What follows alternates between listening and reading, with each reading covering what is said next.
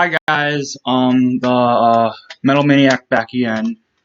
Yeah, this is the fourth video today. Why? It's just because I've had the time. I haven't really had anything much to do today, and I had nothing better to do, so I just decided to make a bunch of videos today. And this time I'm gonna be reviewing Firepower by Judas Priest. Now, this album holds a special place in my heart because it is the first Judas Priest album I ever heard.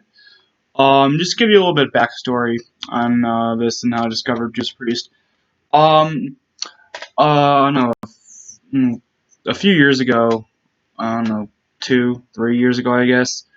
Um, I was at my local Barnes & Noble, and I was browsing the music section looking for a bunch of Iron Maiden CDs because at the time I didn't have all of them.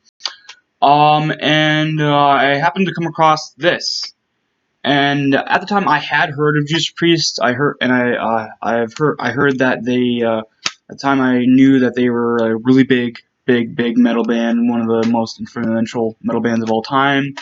And so I saw this, and I was very curious. So I picked it up, brought it home, put it in the CD player, and from the very first few seconds of the title track being played, Firepower, and Rob Halford just screeching, I'm like, wow, this album's amazing. And it just got better and better the more and more I listened to the rest of the album.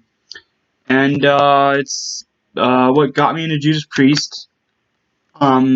Then after this album, I listened to, what was it? I think Painkiller, and then off of that, I then listened to, I believe, Ram It Down, and then Defenders of the Faith, and so on and so on and so on. And yeah, this is by far one of my favorite Judas Priest albums. This was released in 2018, so not too long ago. It's their most recent album, and it's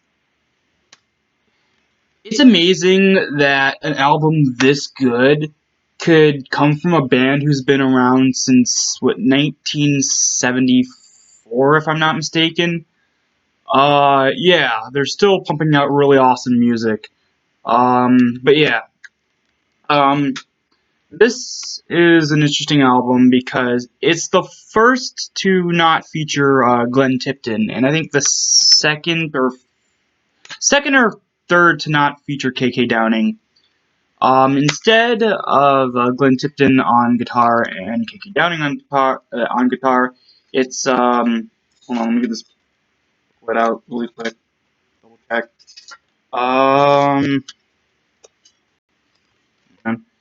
Yeah, instead of it says Glenn Tipton on guitars, but from what I've heard, he was already not playing guitars. He just sort of, I guess he wrote the songs, but on here it says he played guitar, so I don't know, maybe he played guitar on the album, but just didn't play guitar for the live show. I'm just gonna assume he did play guitar on the album.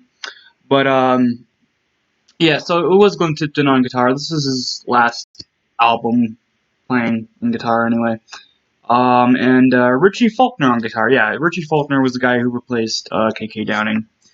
I always forget the dude's name for some reason. But yeah, and then, of course, Rob Halford on vocals, Ian Hill on bass, and, of course, the awesome Scott Travis on drums.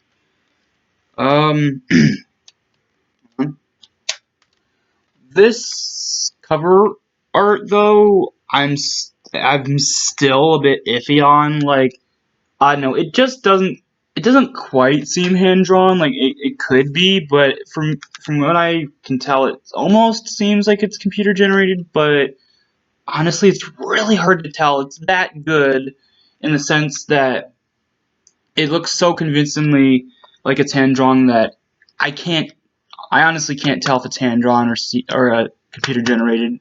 But it's okay, and the Judas Priest logo on this particular album is just meh. I preferred like the old classic '80s logo, like on like Defenders and stuff. Um, but yeah, enough about the artwork. Let's get into the songs. To start off the album, like I mentioned, is title track Firepower. And it is awesome. Like this track really seems like it would have come off like the Defenders of the Faith or even Painkiller or something. Like it sounds classic. Like it sounds legitimately like something from their older stuff. It has a really great guitar solo, really great intro with Rob Halford with screeching. Um, Lightning Strike is, or I guess was, my favorite song off the album for a long time. It's still really good. I still really like it, but it's not my favorite anymore. It's another one that I'll mention in a minute.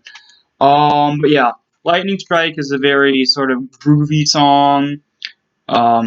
I don't mean groovy as in groovy like a hippie, but I mean groovy as in like it has this really great groove in it. Like I don't know, just the riff, the dun dun dun. Like I can't replicate that, but if you've listened to the album, you get what I'm trying to say.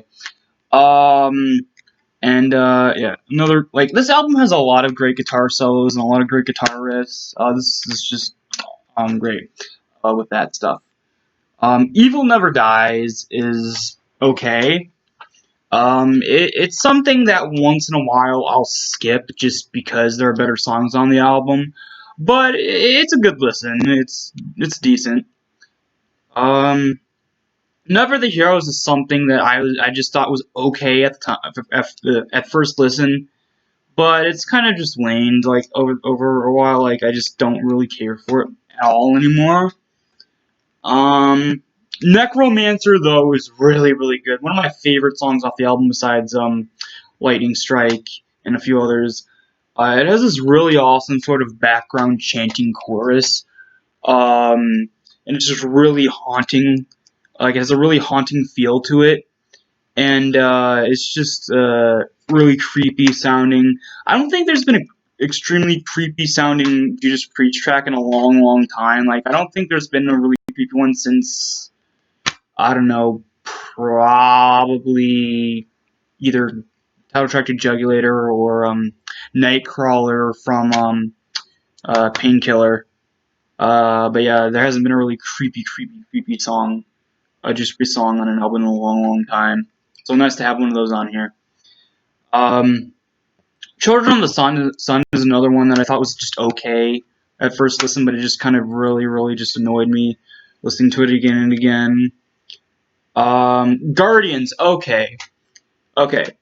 I love this 1 minute and 6 second short intro. And it's intro to the next song. It's really good. It's how you're supposed to use an acoustic. I can't say that word. Acoustic. I don't know. It's the way you're supposed to use an acoustic piano in metal. Unlike fucking Empire of the Clouds from Book of Souls by Iron Maiden. That's how you should not use an acoustic piano in metal. Like have it throughout almost the entire damn song, 18-minute song. But yeah, here Judas Priest used the piano really well. It's like very short and very well done with the guitars overlaid on top of it. But yeah, great intro to the next song. It's intro to the next song, which is Rising from Ruins. By far my favorite song off the entire album. It's the epic of the album, and it isn't even the longest song on the album. I don't think. No, actually, the longest song on the album is Sea of Red. But yeah, you could tell this song was supposed to be the epic of the album, and it's just really sort of grand and gigantic sounding. It's really cool, and again, nice guitar melodies, nice guitar riffs and solos. Just everything's really great. Um, let's see, Flamethrower is another one that I just was okay at the time, but now you can see there's a pattern to this. But yeah, just meh. Spectre.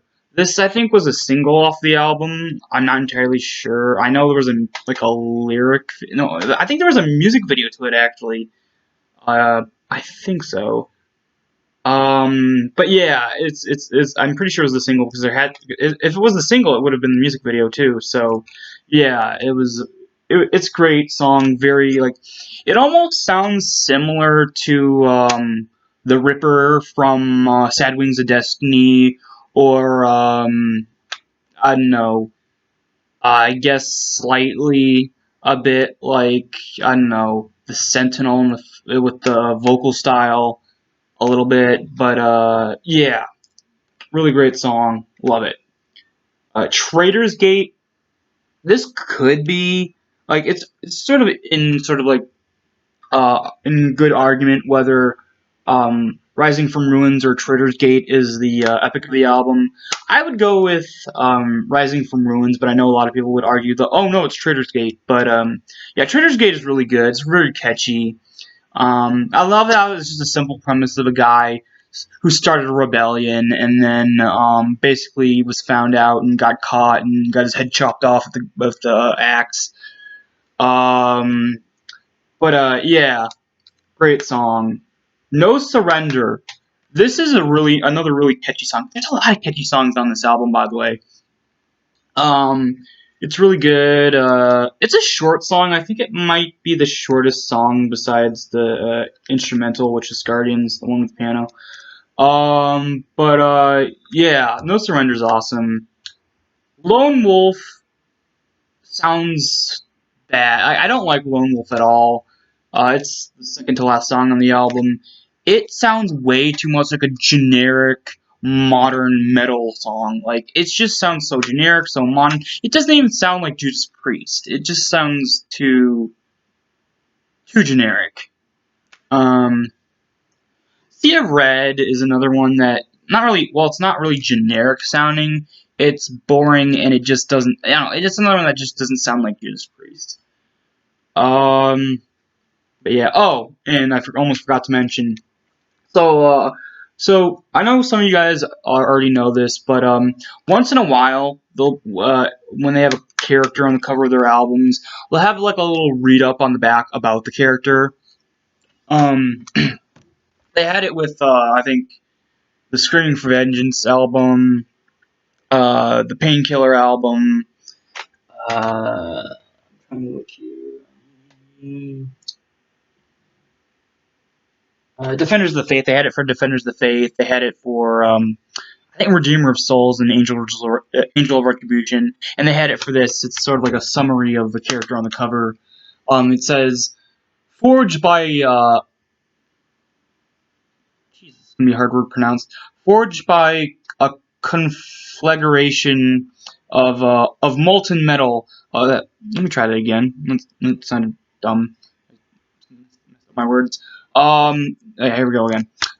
Forged by a conflagration of molten metal fury in Hellion Metallion, a warrior for justice and salvation, ultimate god of firepower, Titanicus. Judas Priest comes up with some really awesome characters for the covers of their albums. Like, I mean, they're just like awesome robotic characters. I think they have them on I think 7 or 8 of their albums. I know it started off with I think it's the alternate cover for Rock'n'Rolla. They have this weird sort of mechanical manticore almost. I actually prefer that cover compared to the stupid bottle cap cover. And then it went to, I guess the next one would have been, I'm trying to look here. Next one would have been, yeah, Screaming for Vengeance was the next one that had a character on it, with the Hellion. Is that supposed to be Hellion? I don't know. I just thought of some random robotic eagle, but it might be the Hellion. And then, of course, Defenders of the Faith with, I always forget that character's name. Oh, I think it's called a Metallion, if I'm not mistaken. But it's like sort of a robotic tiger front half, and then they got like a weird sort of tank as like the body. And they had that, and then they went from that to what was it? Oh yeah, it was straight to Painkiller with Painkiller, and then Jugulator with the Jugulator, and then they didn't have a character again until Angel of Retribution with the Angel of Retribution, and then they didn't have a character like that for a while until Redeemer of Souls, and of course up to this one. But yeah, that was a long rant, but I felt it was necessary. But yeah, this album is great. I'd rank this. It's hard to rank one because it's so near and dear to my heart. But if I had to rank it, I'd give it a 7 out of 10, maybe an 8 out of 10. No, I'll say an 8 out of 10. But yeah, really great album. I hope Judas Priest next time, whenever they release their next album, which will probably be next year because I have to wait until the pandemic's over. But I hope when they release their next one, it'll be as good or even better than this one. Still a lot of promise, you know. I wasn't really thrilled with their last few before this one, but this one really was like awesome. But yeah, overall, great album by a great band. And that's it for this review. I'll see you guys in the next video. Bye.